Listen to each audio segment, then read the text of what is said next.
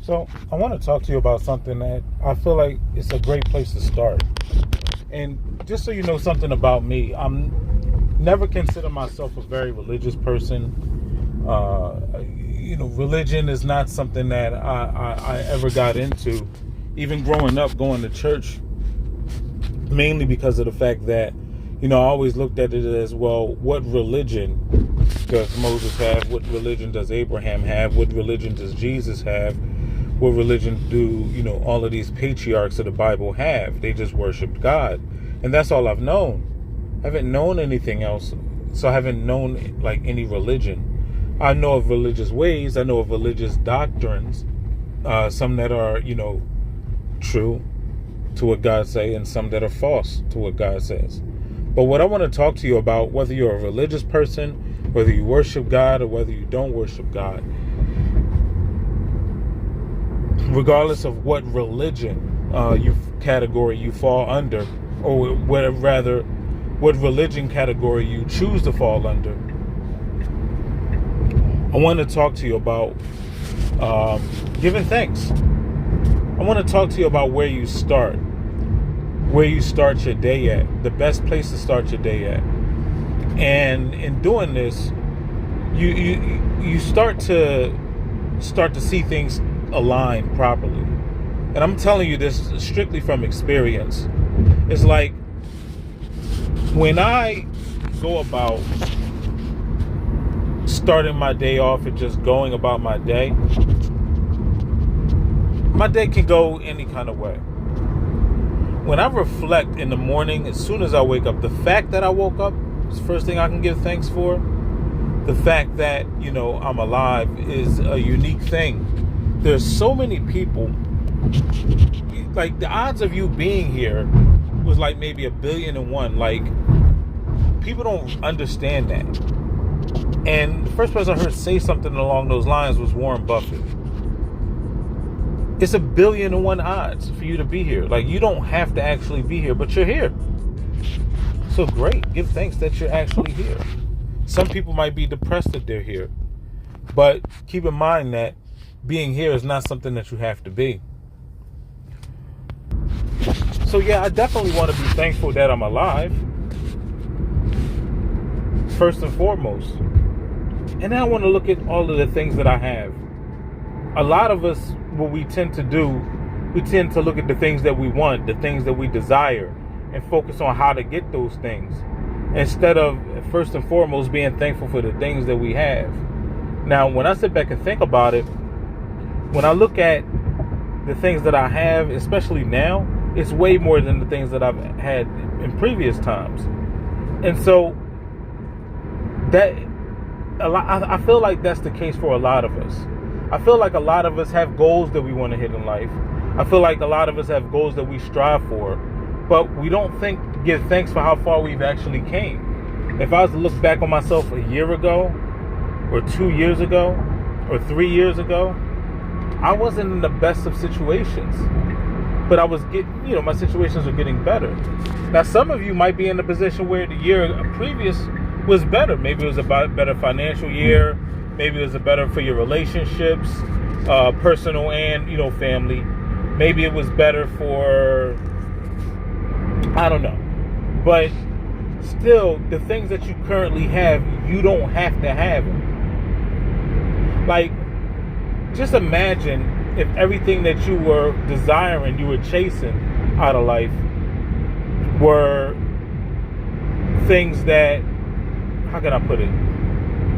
Just imagine the things that you were desiring, chasing those things took away from the things that you already currently have.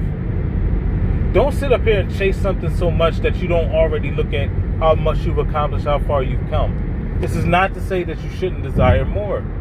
There's nothing wrong with desiring more for yourself, though. There's nothing wrong with desiring a better level for yourself. But I got to make sure that I'm thankful for what I currently have. And I think that the desire for the things that we don't have can actually overtake the thankfulness and the gratefulness that we have for the things that we desire. So keep these things in mind. So that's how I want to start off my day. Giving thanks for the things that I have. Giving thanks, and this is a unique one, for the things that I'm going to achieve. Say, well, how do you give thanks for the things that you're going to achieve? By doing just that. Having faith and having the belief that something has already been accomplished before it has been accomplished is true faith.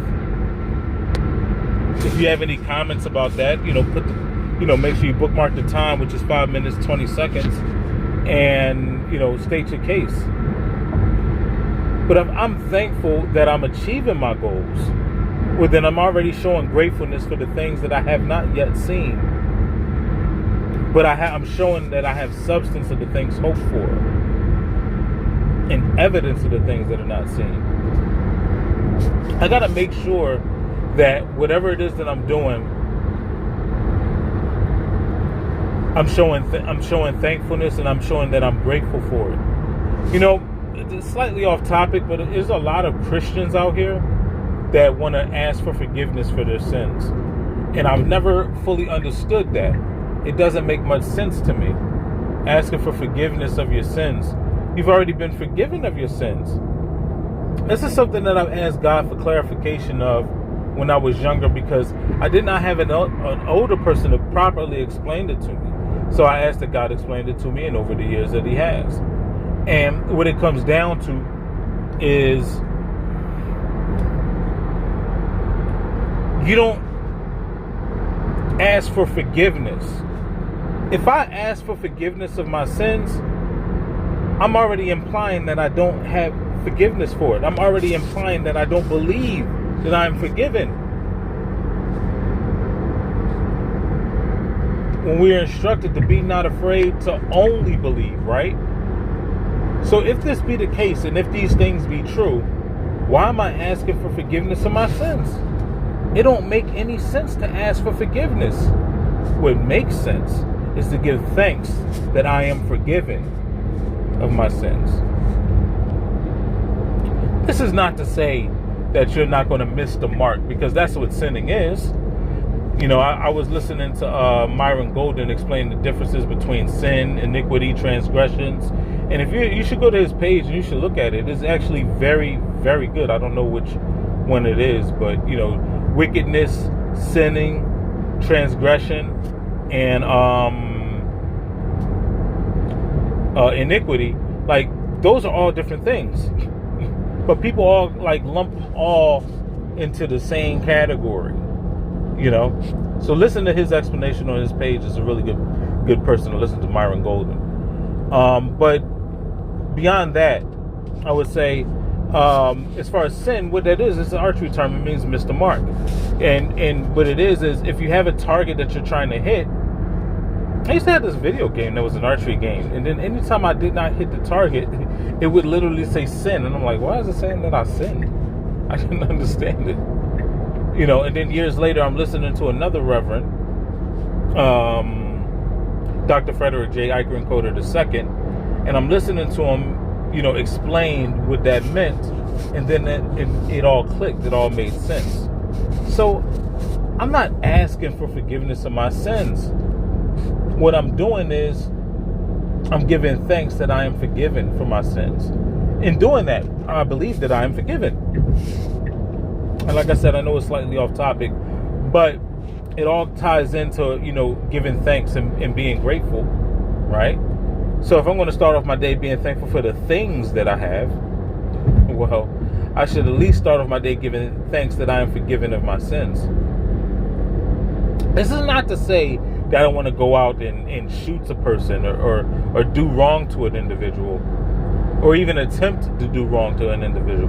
Because once you've made the choice to actually do something and you attempt to do it, whether you're successful at doing it or not, you've done it. So if you try to go out there and you try to kill somebody and you shoot at them, but you don't kill them, let's say you actually shoot them, but you don't kill them, are you a killer? Yes, you are a killer. Fact of the matter remains is just you were just a bad killer because but you're still a killer. Even if that person lived. Let's really get into the word if you want to study the word, but do not, and this is one thing I was thankful for going in church. The people in the church that I was surrounded with, they told me and they taught me not to just listen to what the pastor says, but to check it just to make sure that it's accurate. And certain things might not sound right to you.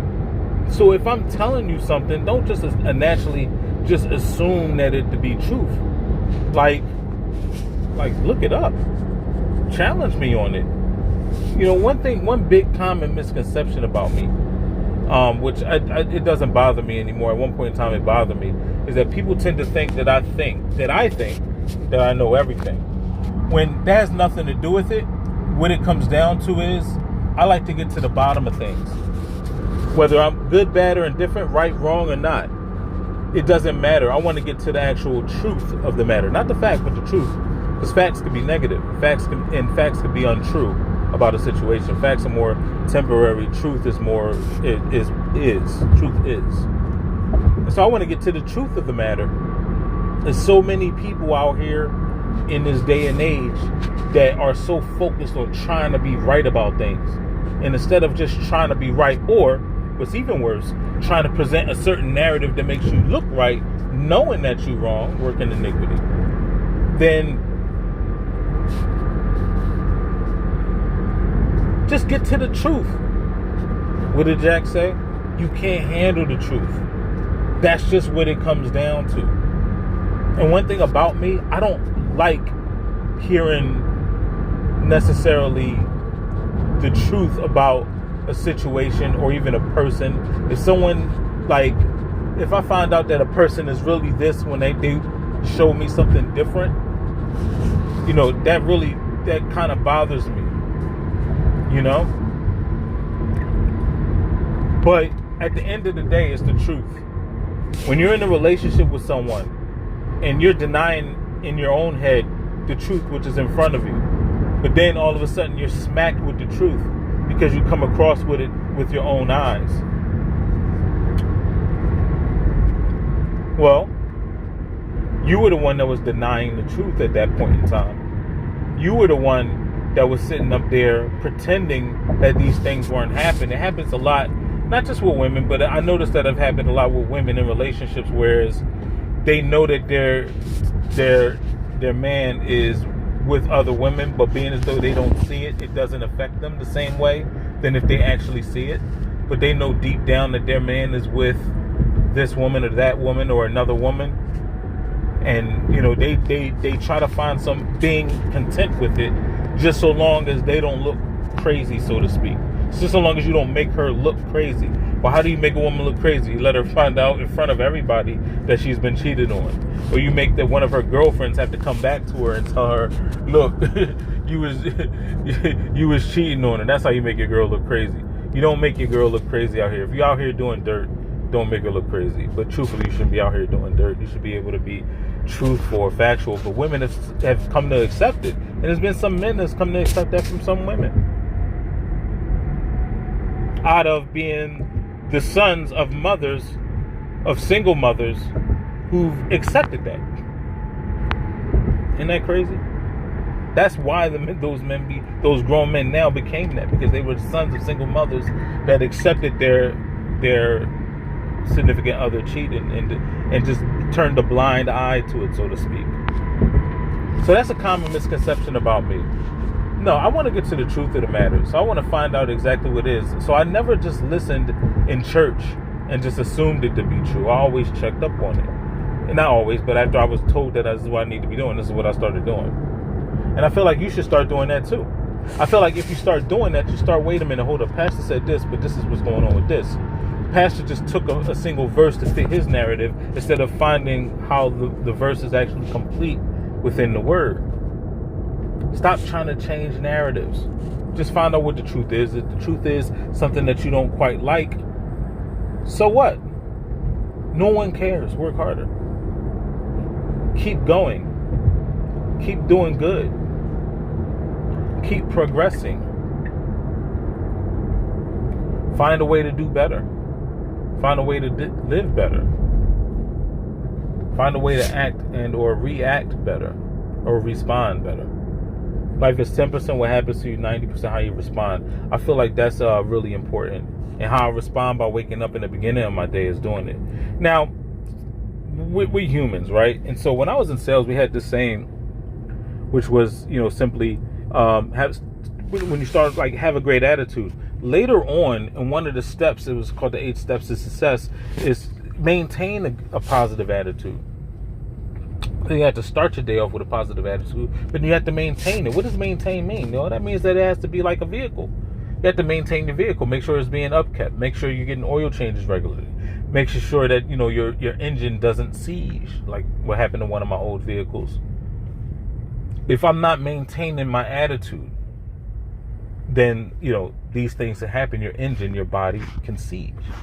And the same thing, when I start the day off by giving faith, that's great. When I start the day off by giving thanks that I'm forgiven of my sins. When I start the day off by giving, by being thankful for the things that I do have. There are people that have families, and there are people that don't, that desire families. But I'm not going to get into that too much. I just want to say, when I start the day off with these things, I want to go somewhere in my midday and give thanks for these things as well. When I'm doing that, I'm re-energizing myself, realigning myself with being thankful and giving praise, right? And then, at the end of the day, I want to give thanks for the things that were great that happened. Now, does that mean that people in your family won't get shot, killed, or arrested? Does that mean that people that won't backstab you or backdoor you? Does that mean that, you won't get conned by somebody that day? No, it doesn't. Does that mean that these are the things you need to be thankful for? God forbid. But where it starts, truly, is still being thankful for the things that you do have. Amongst all of these things, make sure that I have to maintain the thought process that none of these things move me. There are things that are going on in many people's lives. Give thanks for the things that you have. Show that gratitude. Show that you're truly in your heart thankful for it. So you start off at the beginning of the day. You start off, and then you go into the middle of the day, and then afterwards you go in the end of the day. And stop, for the love of God, stop watching the news. Oh my goodness. It's the most diseased thing that people can watch. Have you noticed? Right? Because the news sells fear. They've been doing it for almost 100 years now. Probably longer, truthfully. I don't know how the past civilizations were, but I can go by what we have in this day and age as far as information. But for the love of God, stop watching it. It's not going to help you to watch the news. Have you noticed that the news comes on morning, midday, and at night? They show you at 10 or 11 o'clock. They show 10 for the people, for the early birds, and 11 for the people who come in late. The news. And you watch it. I knew people who would go out strictly to the newspaper just to read the obituaries.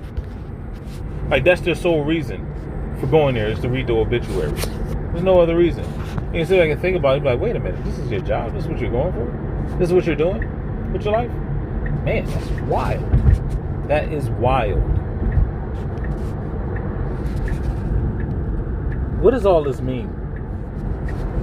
The reason why I'm telling you not to watch the news, I know it's slightly off topic, is because it's in direct opposition. It's the direct adversary. It's, yes, Satan to you giving thanks and to you giving praise to God. It's a direct antichrist, so to speak. Think about it. You watch a whole bunch of negative stuff at night before you go to bed. You wake up in the morning, you see negative stuff. Midday, you check out the news, you see negative stuff. I just told you in the beginning of this to start giving praise. That's how you fill your mind with positivity. All these people that claim positive vibes only and all that other yada, yada, yada. This is how you actually live in positive vibes. Not only, to, just say positive vibes only, or just to have a saying that sounds cool, or just a post on social media, which is another part of media which people should get away from. Because I study it, I look at the things that go on, and I figured out ways to change the algorithm to where as though I see nothing but positivity. You had some negative things come up. Stay away from the gossipers. If you can get away from the gossip, if you can get away from the news, then you can focus on the positive, which is giving thanks for the things that you have that so many individuals just do not have, that so many individuals just do not possess.